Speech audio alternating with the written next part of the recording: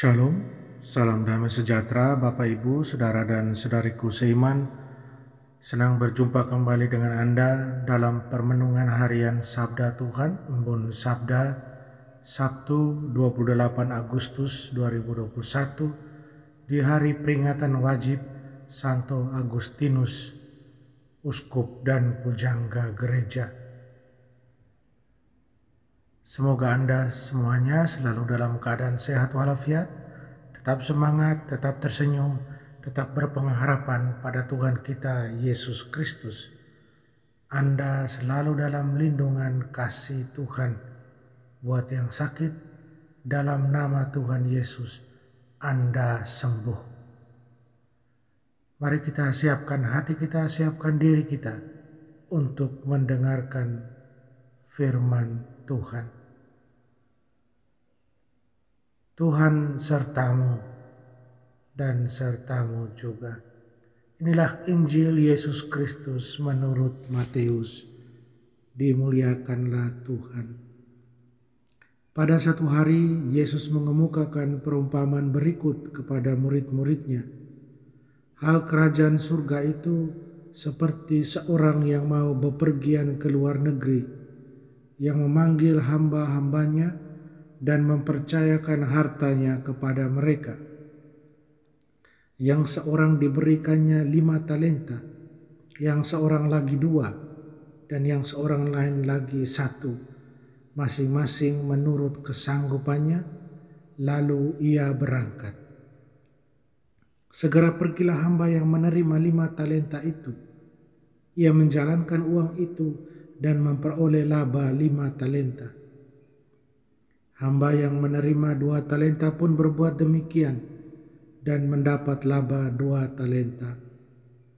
Tetapi hamba yang menerima 1 talenta itu pergi dan menggali lubang di tanah, lalu menyembunyikan uang tuannya.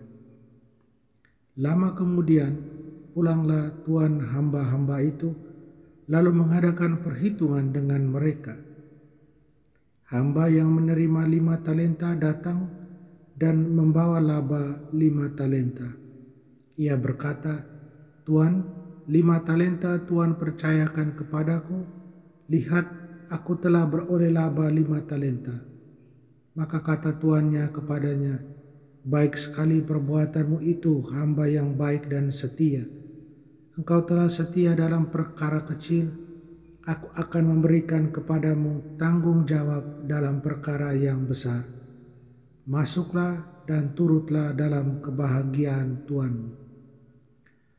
Lalu datanglah hamba yang menerima 2 talenta. Katanya, "Tuan, 2 talenta Tuan percayakan kepadaku. Lihat, aku telah memperoleh laba 2 talenta." Maka kata tuan itu kepadanya, "Baik sekali perbuatanmu, hamba yang baik dan setia. Karena engkau telah setia memikul tanggung jawab dalam perkara kecil, maka aku akan memberikan kepadamu tanggung jawab dalam perkara yang besar. Masuklah dan turutlah dalam kebahagiaan Tuanmu." Kini datang juga hamba yang menerima 1 talenta dan berkata, "Tuan, aku tahu bahwa Tuan adalah manusia kejam, yang menuai di tempat Tuan tidak menabur dan memungut di tempat Tuan tidak menanam. Karena itu, aku takut dan pergi menyembunyikan talenta Tuan di dalam tanah. Ini terimalah milik Tuan." Maka tuannya menjawab, "Hai engkau hamba yang jahat dan malas. Engkau tahu bahwa aku menuai di tempat aku tidak menabur dan memungut di tempat aku tidak menanam. Seharusnya uangku itu kau berikan kepada orang yang menjalankan uang, supaya sekembaliku aku menerima uang itu serta dengan bunganya. Sebab itu, ambillah talenta itu daripadanya dan berikanlah kepada orang yang mempunyai 10 talenta itu. Karena setiap orang yang mempunyai akan diberi sampai ia berkelimpahan, tetapi siapa yang tidak punya, apapun yang ada padanya akan diambil. Dan buanglah hamba yang tidak berguna itu ke dalam kegelapan yang paling gelap. Di sanalah akan ada ratap dan kertak gigi." Demikianlah sabda Tuhan. Terpujilah Kristus. Saudara dan saudariku terkasih dalam Tuhan, saya ajak Anda merenungkan, pertanggungjawabkanlah talenta yang diberikan oleh Tuhan tentunya. Apa yang dapat kita petik dari perumpamaan dalam bacaan Injil yang baru saja kita dengar? Apa yang dapat diajarkan tentang kerajaan surga dari perspektif ekonomi dan produktivitas? Kisah Yesus yang baru kita dengar dalam Injil tentang seorang pengusaha yang meninggalkan kota dan mempercayakan uangnya kepada para pekerjanya sangat masuk akal bagi para pendengarnya. Pedagang, pengusaha kaya sering harus berpergian keluar kota, keluar negeri. Dan ini mengharuskan mereka menyerahkan bisnis mereka kepada orang lain untuk ditangani saat mereka pergi. Saudara dan saudariku terkasih dalam Tuhan, mengapa Yesus kemudian menceritakan kisah ini? Dan apa yang dapat diajarkannya kepada kita? Yang paling penting dari cerita ini adalah memberitahu kita tentang bagaimana Tuhan berurusan dengan kita, murid-murid dan hamba-hambanya. Perumpamaan pertama-tama berbicara tentang kepercayaan Tuhan kepada hamba-hambanya. Sementara dia pergi, dia meninggalkan mereka dengan uangnya untuk digunakan sebaik-baiknya oleh mereka, harus menghasilkan, harus produktif. Meskipun tidak ada ikatan, ini jelas merupakan ujian untuk melihat apakah para pekerja, apakah para hamba akan rajin dan dapat diandalkan dalam menggunakan uang yang dipercayakan kepada mereka. Tuhan memberikan penghargaan kepada mereka yang rajin dan setia, dan Dia menghukum mereka yang duduk diam malas, tidak melakukan apa-apa. Inti dari perumpamaan ini terletak pada konsepsi para hamba tentang tanggung jawab. Setiap hamba yang dipercayakan dengan uang tuannya setia sampai titik tertentu. Pelayan yang mengubur uang tuannya tidak bertanggung jawab. Seseorang dapat mengubur benih di tanah dan mengharapkannya menjadi produktif, karena itu adalah hukum alam. Koin, uang, besi, bagaimanapun tidak mematuhi hukum alam. Mereka mematuhi hukum ekonomi dan menjadi produktif dalam sirkulasi. Sang majikan mengharapkan para pelayannya untuk produktif dalam menggunakan uangnya. Saudara dan saudariku terkasih dalam Tuhan, apakah hubungan koin dan hukum ekonomi dalam kerajaan Allah?